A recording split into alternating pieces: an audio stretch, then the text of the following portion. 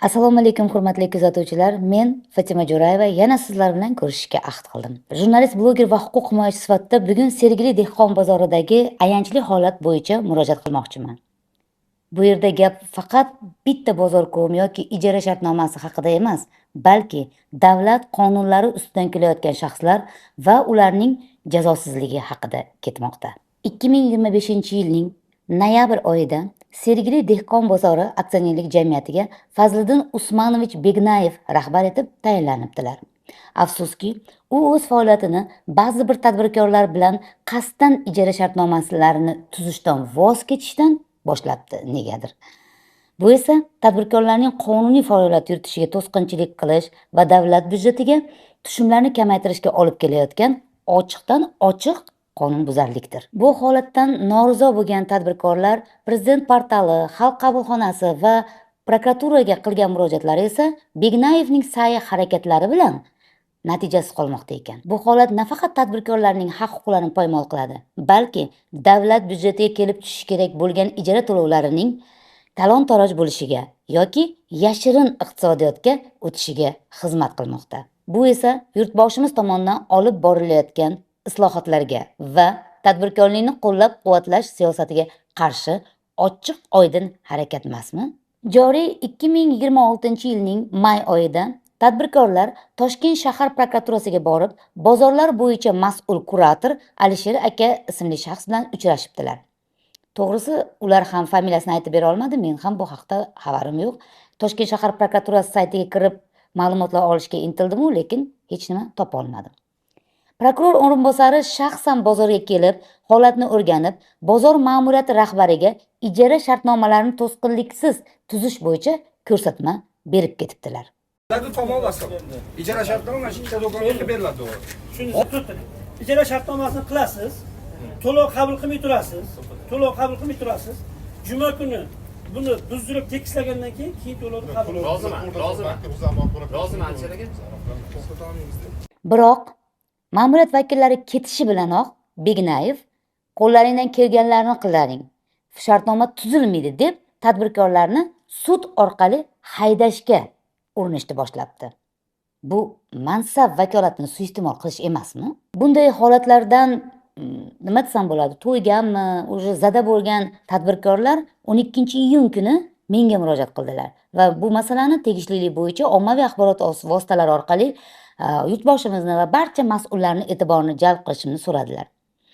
13-iyun kuni men bu holatni yanada oydinlashtirish, narigi tomon bilan ham suhbat o'tkazish maqsadida Sergeli dehqon bozoriga borib, Begnayev bilan uchrashishga harakat qildim. Lekin u uchrashishdan qochib, ijara bo'limi boshlig'i Azamat orqali yuristi bilan muloqot qilishga meni majbur qildi. Ya'ni telefon orqali gaplashdik. Menga ikkinchi guruh nogironi tadbirkor Samandar va Muborak Jumabayevni murojaat qilgandilar. Shu murojaat asosidan o'rganishga kelgandim akajonim. Ularni dalillarini eshitdim, gaplarini eshitdim, murojaatlarini eshitdim. Endi ikkinchi tomon bilan ham gaplashish niyatida bozor ma'muriyatiga kelgandim, bozor rahbari bilan ko'rishishga. Lekin ular nimagadir chiqmayaptilar, shuncha siz bilan gaplashishga harakat qilyapman akajonim.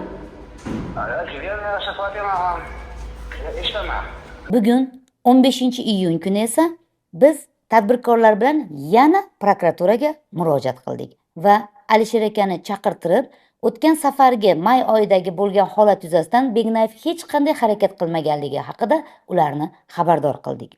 Alisher aka Begnayev bilan telefon orqali gaplashganlarida unga kelishsin, hoziroq shartnoma qilib beraman deb va'da berdi. Biroq bozorga borishimiz bilan u o'z so'zidan qaytib, tadbirkorlarning ustidan ochiqdan ochiq kulishga o'tdi. Prokuratura sizga ko'rsatmani beryapti. Nimaga bo'pti kesildi dedi, hozir bizlarni orqaga qaytardim, endi bunaqa yo'l bor.